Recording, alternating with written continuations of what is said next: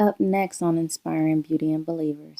Tell that, especially that boy. If I heard that mom tell that boy something several times, I'm like, little bit, did you hear what your mom just said? I don't care if he, I don't know, like, hey, I gotta try. But He's done miracles on me.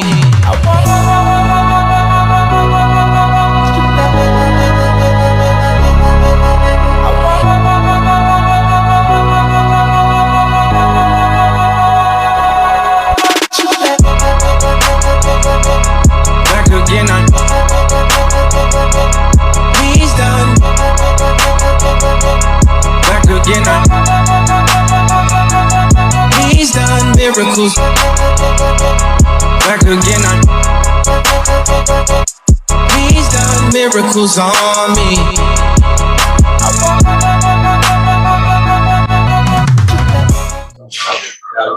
So that purposeful fatherhood, that purposeful manhood, that purposeful example, that purposeful implementation of life skills and reinforcement of teaching, I think it's just a mantle that we have to volunteer to take up on our shoulders. Because, I mean, I could be at the grocery store and see a woman struggling with her kids. I don't care what race she is. If I heard that mom tell that, especially that boy, if I heard that mom tell that boy something several times, I'm like, little bit, did you hear what your mom just said? I don't care if he, I don't know, like, hey, I gotta try. But I have to show him that men won't talk to me either. Because I have to show him that men, A, care about women. B, men don't tolerate little boys acting a particular way. And so this is gonna be reinforced. You know what I'm saying? Now, if the mama turn around like, I don't need your help. Well, ma'am, I apologize. Yeah. I'm gonna just walk up on my, I know you different. Yeah. Let me say this I know Shawty's looking right now. First thing, before anybody jump on my boy Courtney, I got his back. First and foremost, he's already said that his son was crying and he pushed him through it. Like, I know it's okay. Right. It's crying in this moment. Because that's sometimes the moms there were like, oh, let him take a break. I said, ma'am, with all due respect. I said, with all due respect. This is acceptable. No, go ahead. So I'm not disagreeing with you at all. Like even in situations where he's had to correct Jeremiah, I just walk off. That got nothing to do with me because obviously I can't do this. She's like, thank you, Jesus. Right. Hell. I just start cooking stuff. I'm just over here cook food. That's what moms do when dads start putting it down in the house. Like they're like, well, yeah, I'm just the beauty of it is when it's done right, you remove your energy from the environment so they get to stand in that strength. So that's just him versus me. I cut you off, I'm sorry, but I just want to say that the women there, though they meant well, were taking away from a father moment, a manhood development moment, saying, oh, well, let him take it. Like she tried to hug him. I'm like, man, no, not right now. And I appreciate what you're doing. I understand why you're doing it. That's not why I bring him here. I bring him here for the exact opposite of what you're trying to do. There are times for hugs. When he's done with these 3 rounds of sparring, I will hold him so tight and tell him how proud of him I am. I will put his head in my chest so he can cry without y'all seeing his face. I got all of that ready. But he got to fight these 3 rounds. He has to endure these 3 rounds. Hurt or not, tired or not, crying or not. I had to endure the 3 rounds. I was exhausted after halfway through the first. I'm like, shit. I'm in there. Coach is like, hey, keep your hands up. Coach, I'm tired. I got it. Like, I got to learn to put through as well. But I love those moments. And it's just as transferable on the football field, on the track field, on the basketball court. There is always a point of endurance. There's always a point of opposition. There's always a point where something is better or stronger or faster. And quitting in this moment cannot be an option. And this is a wonderful time to teach that principle. I'm happy you said that the way you said it, because I would have not said it like that. But that seed of how to correct a bystander, I would have been like, mind your right. I'm going to raise this man. Right. But there is still a better way. Like, oh, you just don't understand what it means to give it to my son. Like I appreciate it. Because I also have to keep in mind that her son is here. Yeah. I can't talk to her crazy in front of her son. Her husband, and I know she has a husband. I don't know him. Yeah. You know what I'm saying? But she brings the reason her husband doesn't come is because her husband takes their other child to a different sport. Yeah. So you're here with your son doing everything you know to do. And I appreciate what you're doing, but you don't live at my house.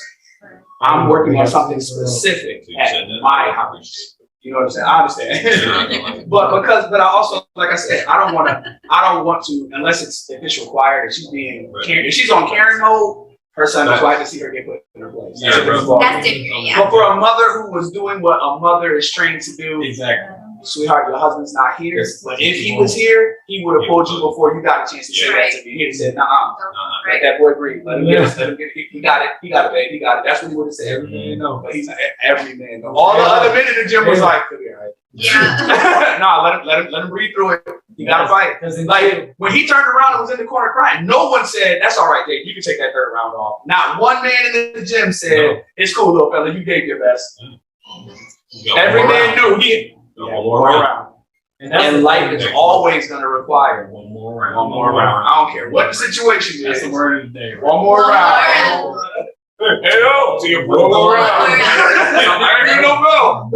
Something I do to credit, like the women in my mom's. I'm so sorry, I cut you off. No, you my did grandmother's really done a phenomenal I job. actually want to say But they had to teach me this lesson indirectly and how valuable it is to know that like patience is necessary, but growth is required. Absolutely. Like you have to grow what you're doing. Yeah. And I'm like, even though that male figure wasn't there to guide and teach, they had to teach me like you have to go through this. So the fact that you're able to hold that space for me, the women in my life have created an environment of that. I just had nobody to articulate. Yeah, to make it the full circle. Like, oh, this is what's happening right now. Yeah. No, and I take pride in it, man. Like I am. To be honest, man, look, I didn't think about it in that moment, but as we sit here and talk about it, like I'm ecstatic that I was the first to be able to have that conversation with my son. Like I thank God for the sports that they're going to play. I hope that we pray that they're going to be great men and leaders on their coaching staff. They give them jewels that either I haven't gotten around to yet, or just haven't come up in relevant conversation, or they reinforce in a way that I just didn't know was present. But that's the whole point of the community. You know what I'm saying? If they don't, their daddy did. Absolutely. Absolutely. And that's my point. Like I take great pride in being able to do that.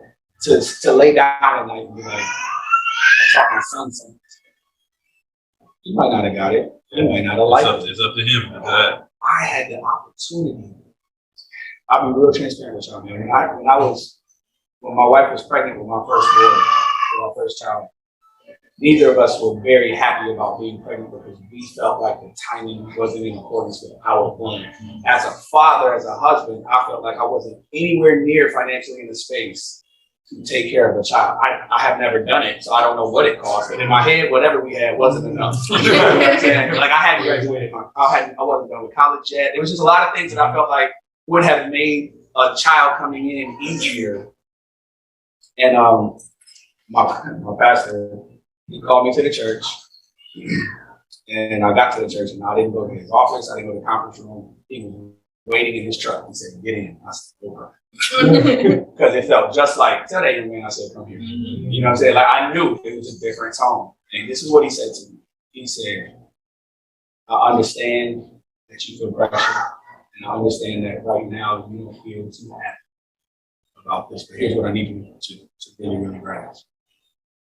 God has entrusted you to raise a God in the earth. How dare you be disappointed?"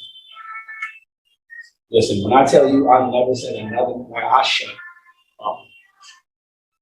From that point forward, I had nothing negative to say about, oh, what are we going to do? The pressure, the money. God has entrusted you. Therefore, God has empowered you to raise this boy. And he chose you to be the man that raises this spirit. It's an honor for you to have this boy. It's not a burden. It's not an inconvenience. It's not none of this. And it just completely opened my perspective. And so, can my kids get on my nerves? Every day. I love you. I love you. You know, Jamie. I love y'all. I love y'all. Y'all get on my nerves. But I'm also an only child who didn't grow up around kids. So your kids get on my nerves. I love them. I ride for them. I'm telling you right now, your kids get on my nerves because mine do. So yours ain't exempt. You know, and mine look just like me. So yours don't. So like, there's a degree of separation. they're trying to be Exactly. Yeah. But Selfish humans. it was such an impactful conversation. So I do my best to keep that in mind when I see your children at the store without you. When I see your kids, things. Whether you're there or not, this is a spirit. This is a spirit made in God's likeness and image in the earth. This is an opportunity for me to encourage, help develop, reinforce. My job is not to discourage this child. My job is not to step on this child's esteem. My job is not to make this child feel bad. My job is to do everything in my power to call forth the man and show you how that man is supposed to walk by my own verbal reinforcement. So I love these conversations because it makes me mindful of things that I don't say forgot, but just haven't been given attention to. Like they've not been in the forefront. The reality is you almost take it for granted. Like, Absolutely. You literally just. Because it's like I see you every day, you're commenting me at some point. Exactly. And there's a level of fun, like you say, you sit in bed and you think about that for a second, but then you start scrolling. You know, so but then I gotta take it exactly. You take a look at it. You're gonna mess up on this. Right. Put that in the drawer. No. Yeah. That wasn't bad at all.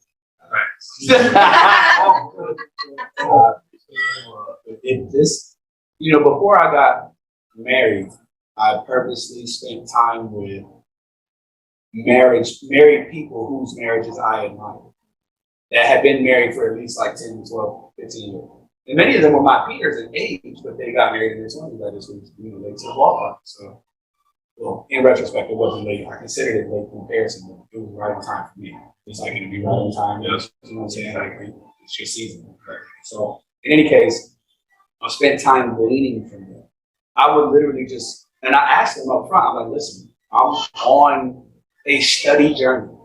My job right now is to study marriages because I'm engaged and I don't have an example of how to do this right. Do you mind if I come to your house and simply spend time with you? And I'm probably going to ask you questions that you deem are random in the middle of dinner, but it crossed my mind at the time and I need to ask while it's fresh from people who have lived the answer. You know what I'm saying? And I did the same thing. Like, these are the same men that I'm watching father boys, father their children. Like, you know what I'm saying? I'm like, okay, these are things I didn't know. I'm taking notes because I've never done this. But I can't think of many things that will ever be more important than when I do that. I'd love to be good at it. You can never be good enough at it. There's always room for growth in it. But I'd love to have a pretty good baseline and to start from scratch. And I don't want to parent from my old traumas. I don't want to, like, these are things that I need to learn before. You know what I'm saying? Like, thank God for being able to ask people questions, to have people around you that are willing to be transparent. Like, the marriages that I admire, the more I ask questions, the more they begin to unfold. Like, yo, it wasn't always like this. You've had some rough patches. It's funny You know what I'm saying? my parents just celebrated 35 years. That's so dope. Which is insane, right? Yeah. And they're the only ones out of their siblings that married, Wow. stayed married, etc. Right? And I started to ask questions because there was plenty of moments growing up where I was like, I asked my mom directly before I used to make it make sense to me. Like, I don't understand. And I couldn't understand at 16. I couldn't understand at 15, 18, 19. And then in my late 20s, early 30s, I was like, get it. And I started to ask more questions from her perspective, right? And my dad and I have gotten closer in the last, 4 years or so. But even just seeing him, like, their transition and how they, like, the way they speak to each other is so fluid now. Like, they can literally have a full-fledged argument and then 5 minutes later be happy. And I'm like, it's just like, I thought we was mad. We're not mad. Okay. At this point, we've learned how to disagree. And it's fine. How to move on, and that love is our baseline. Continue. Right. And it's if I know there's such a confidence that I know you're not going nowhere. exactly. We can talk about anything. Anything. If I know at the end of this conversation you're gonna be on the other side of the table, still seeing me the same, still loving me the same, still respecting me the same, and still care about here, our house and everything. we can talk about anything you want. I don't care what it is. We can talk. It's on the table. That's free on the next level. Absolutely correct. There is such a liberation that comes with knowing you're gonna be here when we're done talking about this thing that scares me. You're going to be here when we're done talking. And I know we're going to transition from father, but I think that's just as important. Sons, there is nothing you will ever say to me that will make me see you differently, respect you less, love you less, accept you less, or drive me away. You can look at me in the face and say, I don't want you, and I'm going to be right here. But also, You know what I'm saying? Would it break my heart? Oh my God. Yeah. right. But what I said here though, You call me up. what? What time you need me there? What day? Without hesitation. And I don't care if you're 5 or 50. Exactly. You don't understand the magnitude because you don't get it because you don't have a son. Yeah. I began to understand my relationship with God so much clearer when I had a son. Like, oh, this is what you meant by Father. This is what you meant by never leave, never forsake. This is what you meant by before the foundation of the world, I had your blessings stored up. I was painting Judah's nursery. We had just finished painting, and the fellas had to do a diaper party for me. We had diapers stacked to the ceiling inside the closet. Did I what? No, Daniel was breastfeeding. I know, right? If I still had it, we started slanging. Right now, but as I was putting like the last couple of stacks of diapers in there, the Lord said, "You see how you have this entire room prepared for him, and he won't even be here for a couple of months? That's what I did for you before." And I was like, "I get it now." I see. Here's the thing. Self-proclaimed, I'm a pretty bright kid. I think I'm pretty sharp. So when I read something, my comprehension is good. I understand what I just read. Before the foundation of the world, you knew me. Before you formed me in the womb, you knew me. Before the foundation of the world, you stacked my blessing. I know what that means. That means before I was born, you had a pile of blessings with my name on it, and there's somewhere stored up just for you. Makes perfect sense. I get that. I didn't get it. So I didn't get it. I understood conceptually. I didn't understand the way a father provides for his. I didn't get that until I had a family. And you don't have to turn it on. You don't have to turn it on. From the moment that child takes their first breath, you enter a different space. And it's like a download to a hard drive that's been available to you all this time, but you didn't have the password. And it's all there for you, like, oh, fatherly emotions that I didn't know existed. You know what I'm saying? Examples that I never thought to set are now available to me. Like, you can just reach up and grab them at any moment. And it's such a wonderful thing. And that's why it's one of the things that I've come to appreciate about my relationship with God is that he's the consummate father. And I understand him so much better. Now I know why he's so willing to forgive me over and over. Now I know why his mercy endures forever. Now I get it. Because there's nothing my son could ever do to drive me away from him. There's nothing he could ever do that's unforgivable. You're my son. I thought I understood it before. I get it now. Do you think part of the reason the disconnect, why you didn't understand it, was because you didn't have that? Oh, absolutely. Yeah, absolutely. I had no, and so I'm so glad you asked that question because that's a dope segue into a point that I like to make in the conversation that I have that are along this line. Our job as fathers, we are the first example of what the vertical relationship with God is supposed to look like. So our children will understand how forgiving God is based on how forgiving we are. Our children will learn how provisional God is based on how provisional we are. Our children will learn how comforting, how protecting, how all of these actions of fatherhood are. Their relationship with God will be so much easier than mine was because they will have already had an example of what it looks like. Fatherless people who come to Christ have trouble with the vertical relationship because we don't understand it. Right. So we're learning along the way, and it's easier for us to slip into shame because we don't know no different. Well, I messed up. I'm terrible. You must not love me anymore. That's easy. That's an easy conclusion to draw yourself to when no one's taught you opposite. You know what I'm saying? When no one was there to pick you up from the depths of your dirt to say, you know, we still love you, right? Like, yeah, your life is trash and your decisions are trash. And quite frankly, I don't like you very much right now, but I love you for that. Right. My love's not based on that. My love for you is forever. And my love for you is willing to take you stinky, dirty, bad decisions, all of that, and welcome you and clean you and restore you and feed you and put you back on your feet and get you a job or whatever physical representation of what we're talking about is. But my job as a father is to emulate the father. And that keeps me in check so much when I want to let my emotion overload in anger or expression. I find myself like, does the father ever talk to me like that? Or after I've had my blow up, he'll say, do I ever talk to you like that? And I go back and I say, son, I apologize. What you did frustrated me, but you're 7, you're 8, you're 5. It's a normal activity for you. I wasn't in the right space. I'm sorry. Our Father doesn't treat us the way I just treated you. And I will do a better job at example what that relationship is. And it ain't easy.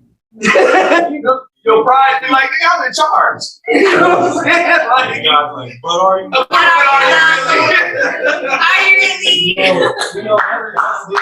Are you really? That's one thing in parenting that I'm very, very big on, because I see so many adults who don't take this word and use it in their lives, and I'm just using the word, it's called accountability. Oh, absolutely. So many times people want to pass the blame, and it's so funny because it's always like this transition, and that's what I talk oftentimes with the teenagers and stuff. I said, you got to move out of the essence age and adulthood now, because you can no longer be selfish. I said, that selfishness, me. Essence was out there, we was playing and everything, and Essence was like, she was out there, she's like, them people did it to me. But Essence ain't paying attention, she running, bumping into people. People, why y'all doing this to me? It ain't people. It ain't the people. Like, Essence, like, come on, baby, come here. Nah, uncle, listen, it's the people. Nah, okay. Let me hold your eyes real quick. Look around. And if you never parent these children to be in the way, like you say, accountability and showing them that I'm holding accountability for myself at a higher standard, they become adults that be like, people did this to me. No, I actually did it to you, but I'm gonna blame it on you. And I'm like, I don't understand that, make it make sense. But it's because at some point when you were a child, you were never parented at some point to be accountable for your actions. Children are automatically by default entitled. Yeah. You have to grow them into understanding that there's a world outside of them. That's accountability required. Exactly. I'll speak for myself, but I didn't grow up in a world with adults that were held accountable. Or took themselves accountable. Right. Yeah. If my mom was wrong, she didn't apologize. Oh, yeah. My pops, when he was around, he made a mistake. It just is what it is. Right. It was like there was no accountability. Uncles and whatnot acting a fool. Like I never once saw any of the men in my life that were around hold anyone else accountable unless it's a child being corrected. You correct the kid all day, but if you make a mistake, there's no like, you know what, I wasn't going to say like that. I know you heard me talk to your auntie like this, and that's not how a man talks to his auntie, like, or to his wife. Like I never saw it. Accountability was something that I had to grow up into and see people make a conscious decision. Right. I'm going to change. Like the first time I saw RJ sit down and apologize to his kid, I was like, didn't know it felt good if I had that. Mm-hmm. Now I can be that. Yeah. Right. Like to see it in action. Yeah. Oh, this is an allowable. Like, I didn't know that we did this. Yeah. Right. So that's the only thing, and that is why it's that right there, because it literally teaches them. Oh, even though in this scenario I was feeling a kind of way, or this is how the scenario went, I might have gotten this piece wrong. And because I got that piece wrong, and I had everything else right, it doesn't mean that this piece still wasn't wrong. Mm-hmm. Go back and talk about that piece. Yeah. Because in truth, that's probably the piece that they're focused on. Yep. The part where you were going off or whatever, this is the piece they're thinking about. Not everything else you told them. Mm-hmm. So that's the what is it? The claw, the whatever in my claw, something in my tooth. You literally go to them, you know what, I apologize, this, that, and the third, boom. They're not worried about that thing anymore. Now they can see the rest of it. Because you've taken this out of the whole equation. Now they can sit there and they can see the rest of it, because you didn't leave this thinking that I had to hold myself and say, I had to hold my pride and say, you know what, I ain't apologizing to no kid. I was right in what I was saying and this, that, and the third. Like I feel like never been on that. The people who wouldn't apologize to a kid wouldn't apologize to each other. Oh, yeah. And I feel like that's a very dangerous place to be. Like that's a very unaccountable place to be. And I don't know many people that are successful that function that way. Successful people are accountable people. It's probably it's been one of the catalysts that led them into success. Someone had to be there to reinforce boundaries. Not necessarily enforced by that person, but usually something that you've implemented for yourself. I'm simply holding you accountable for what you said you wanted to achieve. But on the same token, I'm also not gonna allow, like I consider everybody on this couch a friend. I don't take that title lightly. I've weighed that title valuably over my adulthood. And we don't even live in the same city, so we don't see each other often or whatever, but trust me, I am a 911. You know what I'm saying? I may not be your everyday, but when it's 911, and can't nobody say it was 911 and Courtney didn't show up. Courtney let me down, Courtney couldn't do whatever. Like, that's just not how I roll. With that being said, though, because I know what I'm bringing to the table, I desire your accountability. If I say, oh, I'm about to do X, the next time you see me, you should be checking on X. Like, yo, last time we talked, you said you was going to do boom, boom, boom. Oh, you're not? Are you injured? Did someone die? I mean, barring anything significant, you need to get back on your grind. You need to get back on what you said. I'm not your boundary. You set your boundaries. I'm helping you enforce them. I'm holding you accountable to them. So I should just as easily be able to apologize to you or receive correction from you without feeling no less of a man, without feeling like you're not trying to exert your dominance in our relationship. Like, I'm very secure in myself. Like, y'all are some strong dudes. Physically presence, mentally fortitude-wise, y'all are some strong dudes. You can't be no punk and be friends with y'all. You're gonna get your feelings hurt. You know what I'm saying? Like you're gonna get your feelings hurt. And so you have to be strong enough in who you are to say, okay, if I'm inviting these gentlemen into my realm of influence, I need to be comfortable with everything that comes with them in regards to how they interact with other men. And specifically, I think that's something back to the topic at hand. Men need to be sure enough of themselves, which I do think comes from a fatherhood example. Like, I'm sure of myself because my daddy was sure of himself.